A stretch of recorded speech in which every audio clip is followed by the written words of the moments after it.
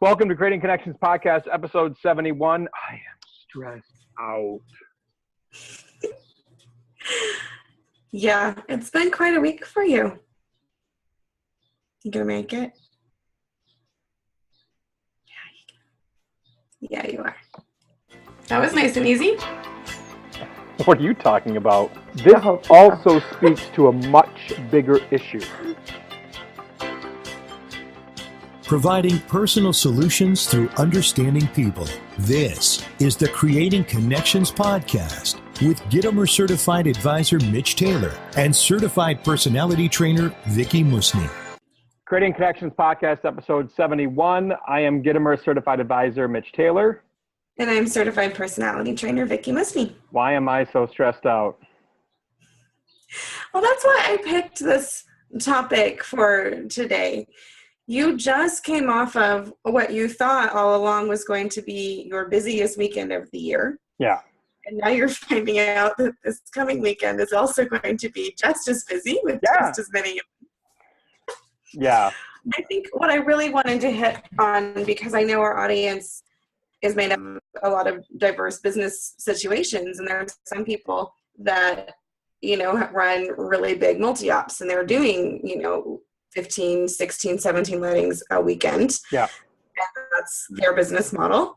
And then there's other people, like for me, my busiest weekend of the year might just be a single event, but maybe it's out of town. And that's what makes it feel different or bigger or require a different type of preparation than what I'm used to.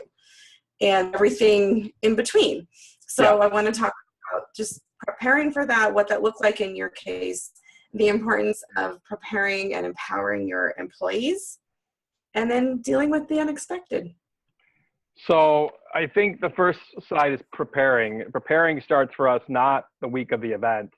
It starts 6 months prior to the event. So we did our first planning meetings with our couples here for this weekend back in January. And that's when it starts. So for us, preparation is leading up to the event, and a lot that goes into it, from a first planning meeting, which is typically an hour and a half-ish, and a final planning meeting, which can be anywhere from 45 minutes to an hour and a half. That's typically done 3 to 2 months prior. So preparation starts with that from the planning and production side. The performance side, really, one of my assistants, who was also a minister for us, Kayleen, she came in and she practiced her ceremony script as a minister for Lindsay and Brad, and she worked on it. And so from that standpoint, and that was the week before, the month before, really about both. A month before. Yeah, okay. Both. Really about a month before and up until now, because you have to finalize scripts and things like that. We're not going to hand a talent a script unless it's finalized or 99% finalized. Let's put it that way. There's always a last minute change that can pop up here or there, even on game day. So give us the picture for you, what this last weekend was looking like. So Kayleen was doing a wedding where she was doing minister services, and then your company was providing reception entertainment. Yeah, so I'll start with Kayleen and Brad. They were in Brad's hometown of Iron Mountain, which is about an hour away from here. And Kayleen was minister, and we had ceremony, sound, and coordination, which also meant rehearsal attendance on Friday. Okay. So they had rehearsal attendance on Friday as well. And then from there, Allison, I have two Allisons, a past Allison came back to work for us this weekend just to kind of help in and fill out. The previous Allison was actually my very first employee I ever hired, ironically enough. And she came back to help us out and had a great time. And they did a ceremony and reception up in Marquette, Michigan, for a couple.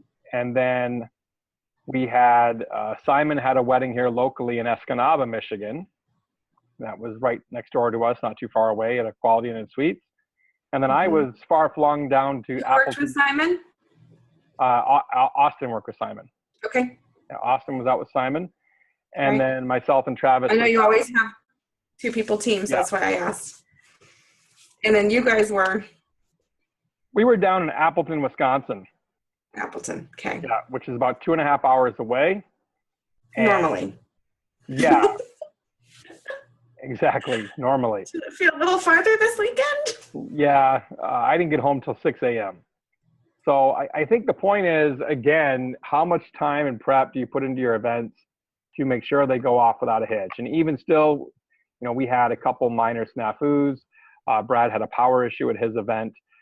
We had some mic issues for the ceremony, which we have been able to fix for the future, which is awesome, with Kayleen's event. But otherwise, in those two issues, everything else ran flawless for the entire weekend. My bride and groom raved about us. We ended up getting an hour overtime plus a tip on top, and it was a great event. So really happy with how everything turned out. Good. Now you talk about the preparation obviously starts, 6 months before, but then there are things that have to be done the week of, just with the logistics of getting equipment together and, like you said, the finalizing of the scripts. What are the things that you do in the office to make sure that those things are getting done? Like, who does what? How much does each employee do for their event? How much prep do you take on personally as the owner? So Allison and I are the team here in the office, and we handle the client scheduling, meetings, those kind of things with the talent. They typically meet with their MC about 3 to 2 months prior for their final planning meeting. And we do all the script writing for them as well. Typically that's myself. All my staff has scripts. At this point, my junior, senior MCs all have scripts they work off of, plus the timeline. So the timeline is kind of like an external document, and the script is an internal document, which scripts are like training wheels to me. I don't want them to strictly go off the script the entire time, but I want them to internalize the verbiage we have there, what's going on when. And so they know, how to create that moment and present that moment. And then scripting it out too, even if you don't read it verbatim, but it helps you go through, make sure that you have all the components that you needs too. I think that's one of the things I like about scripting, is it forces me to think about, oh yeah, I need to say this and I want to do this, and yes, how I'm going to get the attention and planning those transitions really well. And then and then I want to internalize it so much that if I do break script a little bit, but it's still intentional when it happens. Music prep is all taken care of here in the office by us, and then the client this client has sent the timeline the week before the event, typically the Monday of the week of the event. Okay. So if the event's on Saturday, the timeline sent out on Monday to the venue, to the photographer, to the videographer, to the talent, so everyone's on the same page, same paragraph. If there's any last minute changes, those are addressed on Monday, Tuesday. And then typically the talent has their Dropbox folder. We use Dropbox to sync for all client files with talent and client, so that they can look at the scripts, they can go over all details. So one thing I've heard you talk about that I think is interesting and important is empowering your staff. When you guys are all spread out and you are working your own event and you've got, teams spread out, sometimes situations may come up where a staff has to make a judgment call. So have you had those conversations with them about what they're allowed to do and what they have to clear through you? Like, how does that, because obviously you trust your staff. You're getting personal now. I am. And because you mentioned something, so I didn't know if this was off the record, but you mentioned a situation that Brad had to handle this weekend. Yeah. And, and as a business owner who's, got a different business model, but there are things I want my staff to be able to figure out on their own. And there are other things I want them to know that you need to clear through me. Number one, I will always want our staff to do what's in the best interest for the client. If we screw up something, if we lose power for 5-10 minutes, or there's a screw up of a first dance or something like that, my staff is empowered to give the client free overtime. If it's something that's technical that may or may not have impacted the entire day, then that's a judgment call on them. Okay. So these are conversations that you have with them in training, and they know.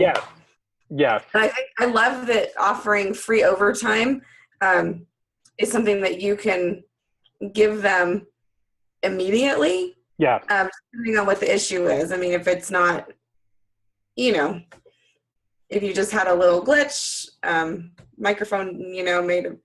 So those are all things that, again, are subjective at that point. But I empower them to make the decision. At the end, we'll discuss it, whether or not I would have made the same decision or not, based upon the information gathered. And then, we have digital records of everything that happens. So a staff member could never look at me and say, oh, well, we only did X amount. We did this amount. I can go back and pull their exact playlist of exactly what they played and what time they played it. That's a CYA for requests. Someone say, oh, you didn't play the song. And you can say, yeah, I went back and played it, but it also helps keep people honest from a standpoint of, how long did I play until, or those kind of things. Yeah. So I think from that standpoint, we've had issues with this in the past, and we've always dealt with it in-house. I had a former employee who was notorious for not charging for overtime. And to me, that is stealing, frankly. And it's not right, because overtime monies this is a different business model, right? Not everyone has this business model. I know others will disagree with me in charging for overtime. That's okay. Everyone has a different business model. But for us, I feel if you're rocking the party and your guests want you to go longer and the bride and groom are cool with it, then there's no reason you shouldn't be paid extra to go beyond what you've already been contracted for. And that allows us to do fun things like take the staff out for a pizza party, or do our Christmas party every year, and bonuses. And, that's where those monies come from.